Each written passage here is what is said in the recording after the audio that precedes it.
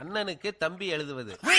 அண்ணனுக்கு இல்ல இல்லையே, அதெல்லாம் இல்லையே. இல்லையா? இருக்குடா எங்கடா இருக்கு? இருந்தா படிக்க மாட்டேனா? சரியா படிக்கிறது இல்லையா?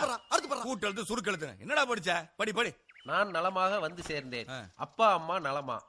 அப்பாவுக்கு வேலைக்கு மாத்திரை கொடுக்கவும். 2 நாட்களாக எனக்கு ஜலதோஷம்.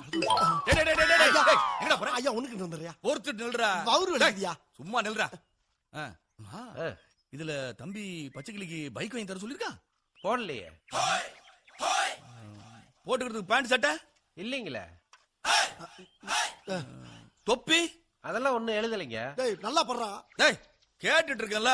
கேளு. அப்புறம் பச்சைக்கிளி வெயில்ல வேலை செஞ்சா கருத்து போயிடுவான்னு படுத்துக்கிறதுக்கு ஏசி ரூம் போடவே இல்ல. இவனை பத்தி ஒண்ணுமே எழுதலையா?